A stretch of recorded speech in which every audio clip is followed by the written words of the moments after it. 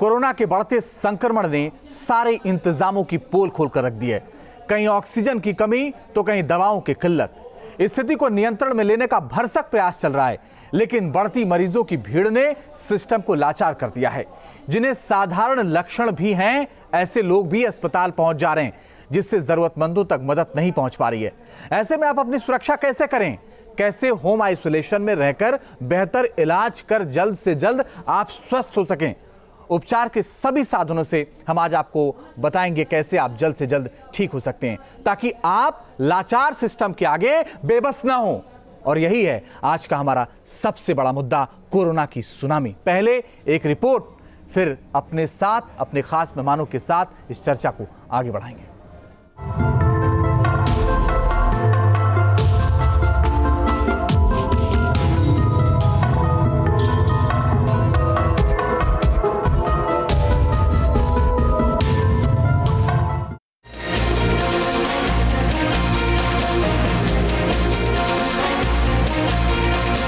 हिंदुस्तान में कोरोना कोहराम मचा रहा है। इंसानों के लिए डेथ वारंट बन चुका यह वायरस एक बार फिर तेजी से लोगों को अपना शिकार बना रहा है।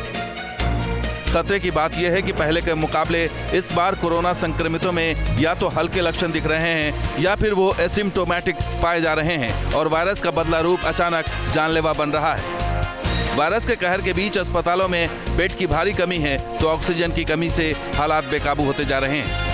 अगर आपको भी हल्के लक्षण हैं या फिर एसिम्प्टोमेटिक होने का शक है तो आप खुद को होम आइसोलेट कर कोरोना को मात दे सकते हैं। इस दौरान थोड़ी सावधानी बरतकर इसे फैलने से रोका जा सकता है। मसलन इन्फेक्शन की पहचान होते ही सबसे पहले खुद को 14 दिन के लिए घर के दूसरे लोगों से अलग कर लें। सेल्फ आइसोलेट होते समय अलग कमरे में रहें, अलग बाथरूम का इस्तेमाल करें और अपने बर्तन भी अलग कर लें। अगर घर में एक ही बाथरूम हो तो उसे यूज करने से पहले फेस मास्क पहने और इस्तेमाल के बाद उसे अच्छे से साफ कर लें। अगर आप अपना रूम किसी दूसरे व्यक्ति के साथ शेयर कर रहे हैं तो उसके साथ अपना स्टीम नेबुलाइजर शेयर न करें। कोरोना के मरीज के लिए घर में अलग और हवादार कमरा होना जरूरी है।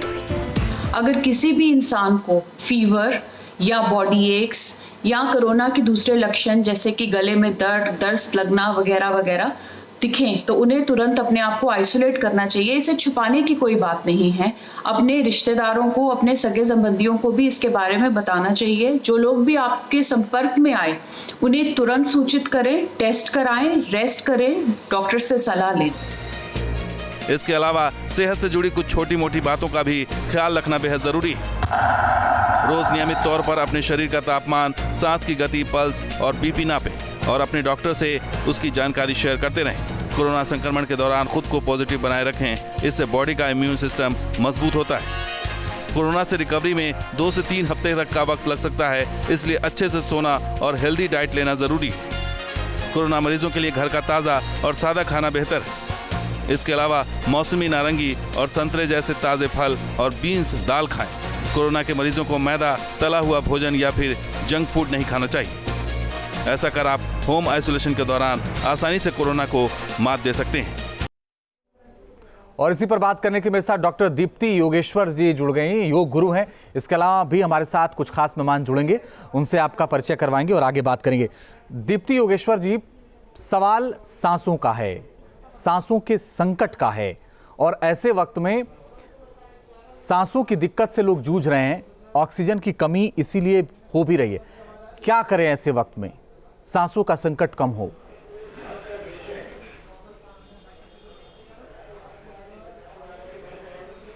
जी, जैसा कि कोरोना संक्रमण बढ़ता जा रहा है, जो मरीज़ होम आइसोलेशन में है, सस्पेक्टेड है या जो स्वस्थ है, अपने आप को पहले से बचाना चाहते हैं या कोरोना के संक्रमण से ठीक हो चुके मरीज घर आ चुके हैं, उनके लिए सांसों की एक्सरसाइज बहुत ज़रूरी है। योग में आसन, प्राणायाम और ध्यान ये बहुत ही आवश्यक है। सांसों की ज़्यादा से ज़्यादा हम एक्सरसाइज कर सकते हैं, व्यायाम कर सकते हैं। क्योंकि ऑक्सीजन की कमी हो रही है तो कुछ खास व्यायाम हैं। जब ऊष्ट आसन कर सकते हैं, मंडूक आसन कर सकते हैं, शिशु आसन कर सकते हैं। इन सब आसनों को करने से फेफड़ों को ज़्यादा से ज़्यादा फैलने और सिकुड़ने की क्षमता मिलती है और इम्यूनिटी स्ट्रांग होती है। उसके अलावा हम ब्रीदिंग एक्सरसाइज कुछ कर सकते हैं, जिसको हम लोग अनुलोम विलोम नाड़ी शोधन या ऑल्टरनेट नोस्ट्रल ब्रीदिंग कहते हैं, जिसमें आप एक नाक से सांस भरते हैं और उसको बंद करके आप दूसरे नाक से सांस को छोड़ते हैं। ऐसी प्रक्रिया को हम कम से कम 15 से 20 राउंड करेंगे और दिन में कम से कम 3 बार करेंगे। उसके अलावा हमें भाप लेना है, हमें गरारा करना है और भाप लेने के बाद एक बहुत अच्छी प्रक्रिया होती है कि हम चेस्ट में, लंग्स में जितना भी स्प्यूटम है, जितना भी बलगम है, उसको ढीला करने की एक प्रक्रिया होती है। तो अपने हाथों का क्लब बना के आप अपने छाती के चारों तरफ आप इस तरह से टैपिंग कर सकते हैं और ये टैपिंग करने के बाद आप चेहरे को नीचे करके इस तरह से खांस सकते हैं। तो इससे आपका फेफड़ों का जितना भी स्प्यूटम है, चूँकि कोविड के पेशेंट्स में ज़्यादातर निमोनिया डिटेक्ट हो रहा है, बहुत सारे पैचेस डिटेक्ट हो रहे हैं जो सांसों को लेने में बड़ी समस्या करते हैं और पेशेंट ऑक्सीजन पे चला जाता है। तो इससे अच्छा बेहतर है हम उस स्थिति से बचे रहे, घर पे रह के कुछ खास आसन, कुछ प्राणायाम और ध्यान बहुत ज़रूरी है, क्योंकि इतना भय हो चुका है लोगों में कोरोना से जीवन के लिए। तो हम भय से दूर रहने के लिए हम ओम का उच्चारण कर सकते हैं, भ्रामरी कर सकते हैं, उद्गीत कर सकते हैं, भस्त्रिका प्राणायाम कर सकते हैं। इन सारे प्राणायाम का और ध्यान का अभ्यास कर सकते हैं। उसके अलावा आप घर में कुछ बैठे बैठे छोटे से टिप्स कर सकते हैं। जैसे आपने सुना होगा पहले शंख बजाते थे, तो आपने अपनी मुट्ठी को ऐसे बांधनी है और अपने होठों को लॉक करना है, नाक से सांस भरनी है और अपने मुट्ठी से धीरे धीरे धीरे करके सांसों को छोड़ना है। उद्देश्य हमारा ये होना चाहिए कि हम सांस भरेंगे, इनहेल करेंगे और होठों से धीरे धीरे धीरे धीरे करके सांसों को बाहर करेंगे। घर में कुछ छोटे प्राणायाम आप और कर सकते हैं, जिसको हम लोग स्ट्रॉ प्राणायाम, स्ट्रॉ ब्रीदिंग कहते हैं। एक ऐसी पाइप लेकर आप पानी के उसके ग्लास में डाल के नासिका से आपको सांस भरना है और पूरी सांस को धीरे धीरे करके पानी में छोड़ना है। इस प्राणायाम को आप देर तक कर सकते हैं, जिससे सांसों की गति अधिक से अधिक होगी और फेफड़ों में ज़्यादा से ज़्यादा सांसें जाएंगी। उसके अलावा घर में बहुत आसानी से गुब्बारे मिलते हैं। आप क्या करना है, आपने नाक से सांस भरना है और धीरे धीरे करके गुब्बारे के अंदर ये इस तरह की कुछ प्रक्रियाएं हैं जिससे हम फेफड़ों की क्षमता को, अपनी वाइटल कैपेसिटी को बढ़ा सकते हैं, सांसों की लय को बढ़ा सकते हैं और ज़्यादा से ज़्यादा ऑक्सीजन सांसों में, फेफड़ों में अपने डाल सकते हैं, जिससे हम बहुत जल्द से जल्द हीलिंग हो सकती है। उसके अलावा आपको अगर अपनी सांसें टेस्ट करना है तो एक छोटा सा ऐसा रेस्पायरोमीटर आता है, ये हर मेडिकल स्टोर पे मिलता है। तो आपको इसमें 3 गेंदें लगी रहती हैं। आपको क्या करना है, इससे सांसों को खींचना है और आप ये विजुअल आपको इम्पैक्ट दिखाएगा कि आपकी सांसें कैसी चल रही हैं। तो इसमें सांसों को भरेंगे, देखेंगे आपको इसमें 600, 900 और 12 सीसी के 3 बॉल पड़े हुए हैं कैपेसिटी के। आपने इससे सांस भरनी है तो आप इससे देख सकते हैं कि आपकी सांसें किस स्तर पर है।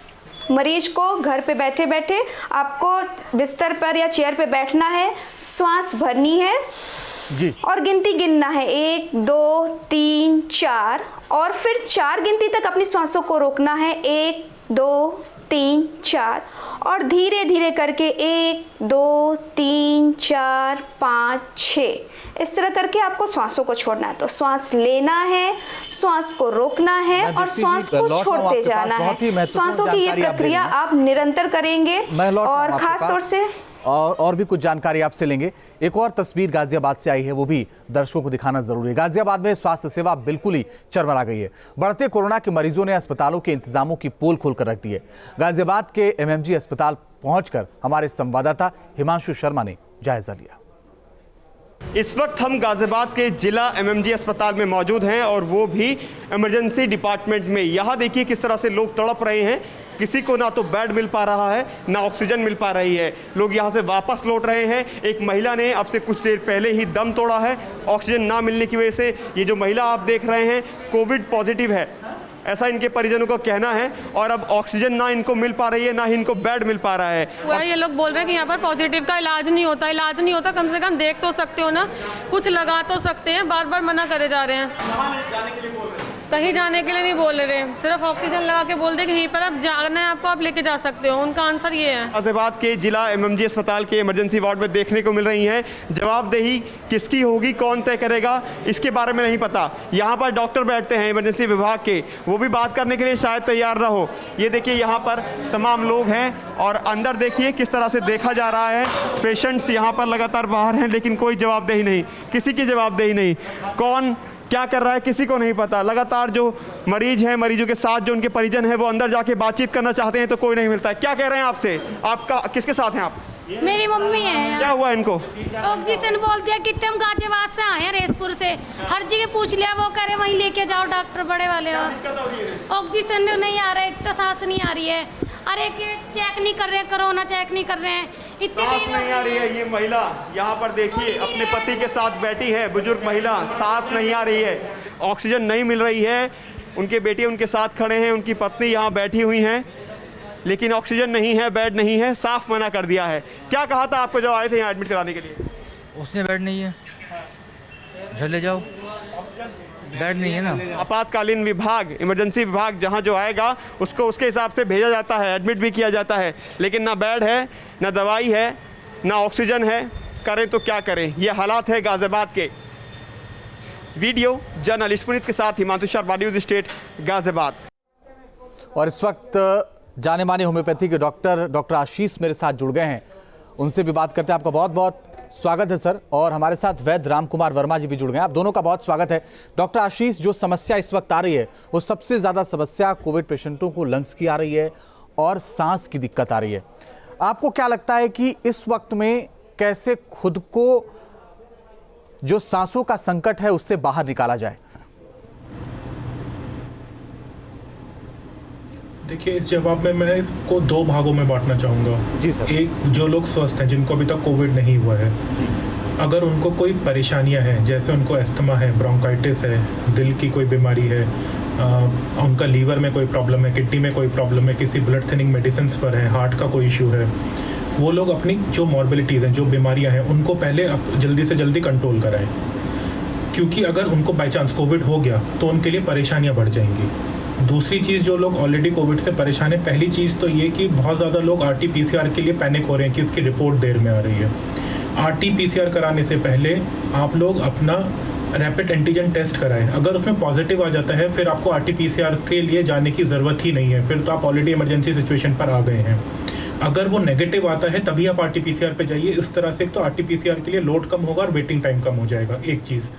दूसरी बात, बहुत लोग इसमें गलत मैसेजेस और गलत दवाई या गलत अफवाहों के ऊपर जाकर इसमें पैनिक कर रहे हैं। पैनिक मत करिए, आप जाकर ये समझिए, अपने डॉक्टर से मिलिए, आसपास जो आपके फिजिशियंस अवेलेबल हैं, जो हॉस्पिटल्स अवेलेबल हैं, उनसे जाके मिलिए कि क्या हम कर सकते हैं, किन तरह की दवाइयाँ चल सकती हैं। अगर आप होम्योपैथी में कोई आपके पास होम्योपैथी फिजिशियन है तो ऐसी बहुत सारी दवाइयाँ हैं जो आपको ऑक्सीजन का जैसे प्रॉब्लम आ रहा है, ब्रीदिंग इश्यूज़ आ रहे हैं, उसमें आपको मदद करेगी। ठीक है डॉक्टर आशीष, मैं आपके पास लौटता हूं सर दूसरा सवाल लेकर के। लेकिन राम कुमार जी, इस वक्त आयुर्वेद में बहुत सारे सैकड़ों साल से हम आयुर्वेदिक चीज़ें इस्तेमाल कर रहे हैं। कैसे स्वस्थ रखें खुद को और कैसे बेहतर पाएं, कुछ सलाह देंगे आप?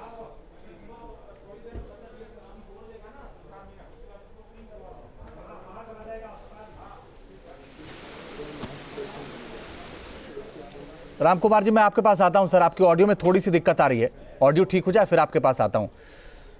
डॉक्टर आशीष, एक पैनिक फैल जा रहा है, आप भी जिक्र कर रहे थे, एक पैनिक फैल जा रहा, तो लोग डरे हुए हैं अंदर से कि पता नहीं क्या होगा। तो कैसे खुद को कम से कम इस पैनिक से बचाएं? और देखिए, बात तो सही है सर कि अस्पतालों में बेड की कमी है, अभी ऑक्सीजन की तमाम समस्याएं आ रही हैं, वो दिख रहा है, लगातार खबरें भी आ रही हैं, इसलिए भी लोग पैनिक हो रहे हैं। लेकिन लोग लापरवाहियां भी कर रहे हैं और इसी वजह से शायद ये दिक्कतें आ भी रही हैं। आपका क्या सुझाव है, कैसे पैनिक से बचे रहें और कैसे खुद को स्वस्थ रखें? देखिए, एक चीज़ ये समझिए कि कोविड में हर पेशेंट को ऑक्सीजन की ज़रूरत नहीं है। हर पेशेंट के लिए फेबिफ्लू या जो बाकी की दवाइयाँ प्रिस्क्राइब करी गई हैं एलोपैथिक मोड ऑफ सिस्टम में, वो भी ज़रूरत नहीं है। जिनको ज़रूरत है वो ओल्ड एज में, या उनकी ऑक्सीजन जो ड्रॉप हो जाती है वो अगर बिलो 80 चली जाती है तब उस मेडिसिन की ज़रूरत पड़ती है, या आपकी CT वैल्यू बढ़ जाए उसमें ज़रूरत पड़ती है, या आपका डी डिमर टेस्ट अगर वो अब नॉर्मल आता है तब ज़रूरत पड़ती है। हमें ध्यान ये रखना है कि स्टार्टिंग के 3 या 4 दिन हमारे लिए बहुत महत्वपूर्ण है। रेगुलरली अपना ऑक्सीमीटर लेकर अपनी ऑक्सीजन को नापिए। सबसे ज़्यादा ज़रूरी है कि अपने शरीर में जिंक की मात्रा को कम मत होने दीजिए। विटामिन सी लीजिए प्रॉपरली, तो भी बहुत हद तक बच जाएंगे। योग करिए, एक्सरसाइज करिए, ब्रीथिंग एक्सरसाइज करिए, आपकी बहुत हद तक इसमें जो परेशानियां हैं वो ख़त्म होने लगेंगी। और सही समय पे सही तरीके से इलाज शुरू कराइए, अफवाहों पे मत जाइए। मैं ये भी देख रहा हूँ साथ में कि बहुत लोग अफवाहों में विश्वास कर रहे हैं, अपने तरीके से दवाइयाँ स्टार्ट कर रहे हैं, जो दवाइयाँ किसी और के लिए लिखी गई हैं उसी को अपने ऊपर यूज़ कर रहे हैं, जिसकी वजह से केसेस ज़्यादा बिगड़ रहे हैं। चलिए सर, लौटता हूँ आपके पास। डॉक्टर दीप्ति योगेश्वर भी हमारे साथ हैं, योग गुरु हैं, जो बता रही थी कि सांसों के संकट से कैसे बचा जा सकता है। दीप्ति जी, आप बोल रही थी बीच में, मैंने आपको रोका था क्योंकि और भी लोग जुड़ गए थे, मुझे सवाल लेना था। अब आप अपनी बात पूरी कर लीजिए।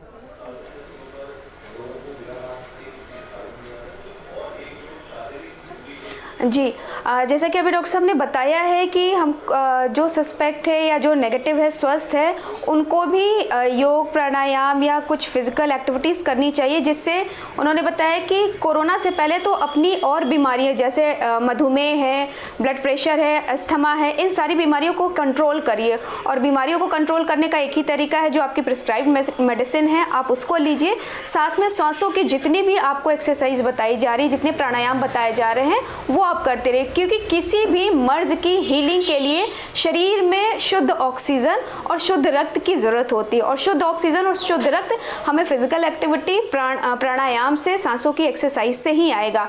तो सबसे बेहतर है कि आप सुबह में खुली हवा में अपने छत पे, बालकनी में कहीं भी बैठ जाएं और आसन लगा के बैठ जाए, पालथी में बैठ जाए, कुर्सी में बैठ जाए, जैसे आपको लगे, और अपने बैक को रिलीज रखें, बैक सपोर्ट ना रहे। और आप ऑल्टरनेट नॉस्ट्रल ब्रीदिंग, यानी एक नाक से सांस को भरेंगे, उसको थोड़ा सा रोकेंगे, फिर दूसरे वाले नाक से सांस को धीरे धीरे छोड़ेंगे, फिर जिससे छोड़ा है उस नासिका से फिर से सांस भरेंगे, उसको बंद करेंगे और दूसरे वाले से धीरे धीरे छोड़ेंगे। ये एक बहुत ही छोटा सा लेकिन बहुत ही कारगर रामबाण की तरह ये प्राणायाम काम करता है। उसके अलावा आप सांसों को रोकने की एक्सरसाइज करते हैं। आपने सांस भरी और गिनती मन में गिनते जाएंगे, 1 2 3 4, और फिर आपने उसको रोकना है, 1 2 3 4, और फिर धीरे धीरे करके आपको 1 2 3 4 5 6 ऐसे करके आपको छोड़ना है। तो ये कुछ कॉमन सी एक्सरसाइज है। उसके अलावा आप आसन कर सकते हैं। आसन में आपको वो आसन करने हैं जो आपके फेफड़ों को खोलते हैं, आपके शोल्डर्स को ओपन करते हैं और ज़्यादा से ज़्यादा आपको ऑक्सीजन लेने की क्षमता आपकी बढ़ती है। तो उसमें आपका कुछ है ऊष्ट्रासन, जिसमें आप फेफड़ों को खोलते हैं, ताड़ासन में है आपके फेफड़े खुलते हैं, अर्धचंद्रासन यानी साइड बेंडिंग में आपके फेफड़े खुलते हैं। तो जितना ज़्यादा से ज़्यादा आपका फेफड़ा फैलेगा, उतना ज़्यादा उसमें ऑक्सीजन जाएगी, उतनी ज़्यादा उसकी कार्य क्षमता बढ़ेगी। और ध्यान रखना है कि बार बार का बताया जा रहा, रिपोर्ट्स आ रही है कि कोविड पेशेंट में न्यूमेटिक इफेक्ट ज़्यादा आ रहा है, यानी मरीज के फेफड़ों में ज़्यादा पानी भर जा रहा है। तो हमें ज़्यादा से ज़्यादा ऑक्सीजन लेना है और ज़्यादा जैसे हम गले से खखाड़ते हैं इस तरह से थोड़ा सा सिर को नीचे झुका के ये प्रक्रिया करनी है। और फेफड़ों से जितना बलगम आता है उसको दिन भर में मुंह से आपको बाहर करना है। गरारा करना है ताकि आपका अपर रेस्पिरेटरी ट्रैक्ट यानी कि आपका थ्रोट रीजन क्लियर रहे। भाप लेना है ताकि आपका नेजल रीजन ठीक रहे, सांसें आपकी पूरी तरह से फेफड़ों में जाएं और आप स्वस्थ रहें। तो ऑक्सीजन का बहुत ही महत्व है। जहाँ की ऑक्सीजन की कमी हो रही है, आप घर बैठे ज़्यादा से ज़्यादा ऑक्सीजन लीजिए। जितने लोग बचे हुए अपने आप को और स्वस्थ और मजबूत करिए। जो पॉजिटिव हो गए हैं वो अपने आप को स्वस्थ होने की तरफ लेकर जाइए। और जो होम आइसोलेशन है या डिस्चार्ज हुए पेशेंट हैं वो और अपने आप को मजबूत करें, अपने फेफड़ों को मजबूत करें, इम्यूनिटी डॉक्टर अनामिका गुप्ता मेरे साथ जुड़ गए हैं, सीनियर फिजिशियन है। डॉक्टर अनामिका, बहुत बहुत स्वागत है आपका। पहला सवाल यही आपसे, ये संकट सांसों का जो है और कोरोना का संकट, इसकी वैलिडिटी क्या है, कब तक रहने का आकलन आप लोगों का है? देखिए, जो पिछली बार कोविड की वेव आई थी उसमें जो इंफेक्टिविटी रेट थी लोगों की बहुत कम थी, मतलब कुछ ही पॉपुलेशन अफेक्ट हुए थे। और कोरोना में अभी भी मैं कह रही हूँ कि आज की भी डेट में ये जो म्यूटेंट स्ट्रेन है इसमें भी रिकवरी रेट 85% है। और जो 15% जिन लोगों में ये मॉडरेट सिम्टम्स आए हैं उनमें से ही सिर्फ 2 से 3% लोगों में ही हॉस्पिटलाइजेशन की जरूरत पड़ती है, ऑक्सीजन की जरूरत पड़ती है। ये बीच में इस स्ट्रेन में इन्फेक्शन, यदि हम माने कि पिछली बार 1 लाख पॉपुलेशन इन्फेक्ट हुई थी तो इस बार 3 लाख पॉपुलेशन इन्फेक्ट हुई है। तो अगर 1 लाख में 2-3% लोग हॉस्पिटलाइज हुए हैं तो इस बार समझ लीजिए कि वो उसका 3 गुना हो गया है। इसी वजह से यहाँ पे संसाधनों की कमी पड़ गई है, हॉस्पिटल में बेड की क्राइसिस हो गई है। और इस स्ट्रेन से हम अभी भी कहेंगे कि इन्फेक्शन रोकने का ये चेन हमें ब्रेक करनी होगी। हमें अभी भी मास्क लगाना होगा, हैंड वॉश करना होगा, हैंड सैनिटाइजेशन करना होगा, सोशल डिस्टेंसिंग का पालन करना होगा। डॉक्टर अनामिका, वाली जी इलाकों आप ये पे बताइए जाइए। कि 3 गुना ही रहेगा या 4 गुना 5 गुना भी होगा, क्या स्थिति रहने वाली है? ये देखिए, ये तो ऐसा अभी कोई डेटा आया नहीं। थर्ड वेव के भी बारे में ये कहा गया है कि थर्ड वेव भी आ सकती है, लेकिन अगर आप इन्फेक्शन प्रिवेंशन के भी बारे में ये कहा गया है कि थर्ड वेव भी आ सकती है, लेकिन अगर आप इन्फेक्शन प्रिवेंशन, मैं अभी भी ये कह रही हूँ कि अगर इन्फेक्शन प्रिवेंशन पे हम ध्यान देंगे, पॉपुलेशन हमारी वैक्सीनेटेड हो जाएगी। ठीक है, ठीक है ना। डॉक्टर आशीष जी, एक आखिरी सवाल आपसे और जल्दी से सर जवाब। इम्यूनिटी को लेकर बड़ी बड़ी बातें कही जा रही हैं। होम्योपैथिक में कोई ऐसी दवा जिससे इम्यूनिटी बूस्ट हो जाए और कोरोना से थोड़ी राहत मिले सर, जल्दी से? आयुष मिनिस्ट्री ने बहुत पहले ही गाइडलाइंस दी थी जिसमें आर्सेनिक एल्बम 200, जिसे खाली पेट सुबह 3 बार लेना है 5 दिन के लिए, और फिर आपको इसको 30 डेज के बाद रिपीट करना है। ये प्रोफिलैक्टिक मेडिसिन है होम्योपैथी में, जिसकी वजह से आपकी प्रतिरोधक शक्ति भी बढ़ेगी और अगर आपको कोविड हो भी जाता है तो उसके सिम्टम्स की इंटेंसिटी भी कम होगी। जी चलिए, बहुत बहुत शुक्रिया आप सबका हमारे साथ जुड़ने के लिए और इस चर्चा में शामिल होने के लिए।